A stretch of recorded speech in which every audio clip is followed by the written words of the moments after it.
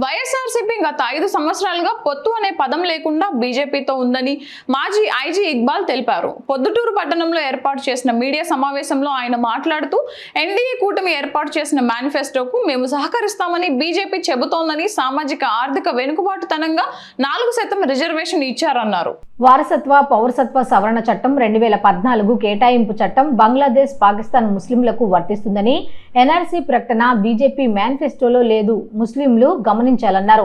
140 సీట్లలో TDP, Janasena, BJP NDA కూటమి అధికారంలోకి రాబోతుందన్నారు. స్ట్రైట్ గా పాయింట్కి వస్తే వైఎస్ఆర్ కాంగ్రెస్ పార్టీ వాళ్ళు గత 5 సంవత్సరాలుగా సరే పొత్తు అనే పదం లేకుండా ఏ విధంగా బీజేపీతో అంటకాగారు. మొన్న కూడా అంబటి రాంబాబు గారు క్లియర్గా చెప్పారు, 25 సీట్లు మాకు వచ్చినా కూడా మేము రాష్ట్ర అభివృద్ధి కోసం మేము 25 సీట్లు బీజేపీకే సపోర్ట్ చేస్తామన్నది మనం చూసాం.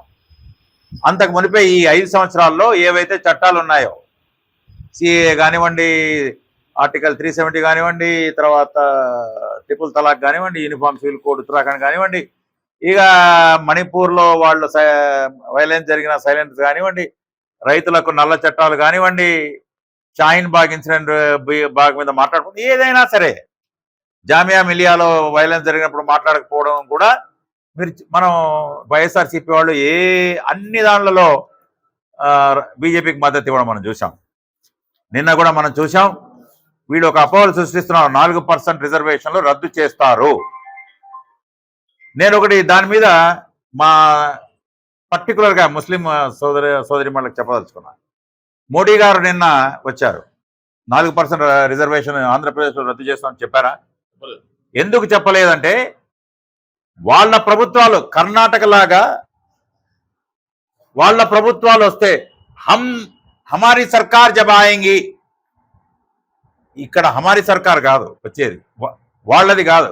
వాళ్ళే ఒప్పుకున్నారు కదా, ఇది టీడీపీ జనసేన మేనిఫెస్టో, మేము ఢిల్లీ లెవెల్లో వీళ్ళు ఎన్డీఏ కూటమిలో భాగస్వాములు, ఒక సంకీర్ణ ధర్మం మేము పాటిస్తాం, ఈ రాష్ట్ర ప్రగతికి ఈ మేనిఫెస్టోలో వాళ్ళు ఏం కోరుకుంటారో దానికి మేము సహకారం అందిస్తాం అనేది స్పష్టంగా అర్థమవుతా ఉంది. కర్ణాటకలో రిజర్వేషన్లు ఇచ్చారు, అదేవిధంగా ముస్లిం సోదరులకు కూడా వెనుకబాటుతనంగా, అందరూ ముస్లిం సోదరులు అర్హులు కారు, సయ్యదులు తర్వాత ఖాన్లు వీళ్ళందరూ అర్హులు కారు కదా, తీసేశారు. ఒక కమిషన్ పెట్టి 4% ఇచ్చారు. ఈ 4% ఇవ్వడానికి ముందు ఒక 5% రిజర్వేషన్ ఇచ్చారు. ఇస్తే ఇది మతపరమైనది అని దాన్ని రద్దు చేయించారు కూడా కోర్టులో. అదే విధంగా అదే ప్రాతిపదికన సామాజిక ఆర్థిక వెనుకబాటుతనంగా ముస్లింలో ఉన్న వారికి కూడా ఇవ్వడం జరిగింది. ఏ విధంగా ఏబిసిడి బీసీలు ఇచ్చారో ఈ కూడా ఆ విధంగా ఇంక్లూడ్ అయింది. దీన్ని నేను క్లియర్ చేయగలుగుతున్నాను.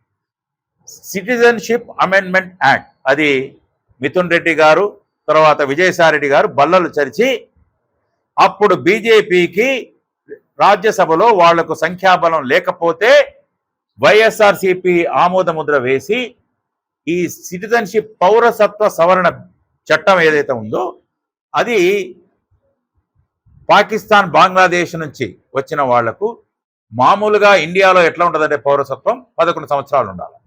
కానీ వీళ్ళకు 5 సంవత్సరాలు మీరు బంగ్లాదేశ్ నుంచి, పాకిస్తాన్ నుంచి వస్తే చాలు.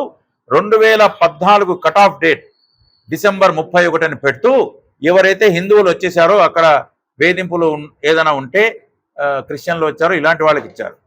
వీళ్ళు ఇచ్చేసిందంటే రిలీజ్ అయింది ఈ స్టేట్ గవర్నమెంట్ జగన్మోహన్ రెడ్డి గారి ప్రభుత్వానికి. వీళ్ళు చేయాల్సింది ఏందిరా అంటే కేవలం 42 లక్షలు యాడ్ చేసి ఈ క్లాస్ రూమ్లు కట్టాల. 10 ప్రైమరీ స్కూల్స్లో అడిషనల్ క్లాస్ రూమ్స్ కట్టలేవాడు. ఈ నిధులు దాలిమలై. ఇది చాలా ఆశ్చర్యకరం. నంబర్ 4 మీరు చూడండి, additional class rooms 5 upper primary schools, 5 high స్కూల్స్లో అడిషనల్ క్లాస్ రూమ్స్. ఇదిగోండి, యూనిట్ కాస్ట్ 1,60,00,000 లక్షలు. దానికి ఆల్రెడీ కేంద్ర ప్రభుత్వం 96 లక్షలు విడుదల చేసింది. 64 లక్షలు యాడ్ చేయాలంటే 96 లక్షలు గాయబ్, అడిషనల్ క్లాస్ రూమ్స్ గాయబ్, అన్ని గాయబ్. తర్వాత 5వది residential school complex for boys in Proddatur municipal limits లో ఎంత 18 లక్షల ప్రాజెక్ట్. ఇది 18 కోట్ల, సారీ 18 కోట్ల ప్రాజెక్టు ఎప్పుడు శాంక్షన్ అయిందండి ఇది అంటే 16-17లో డబ్బులు వచ్చేసాయి.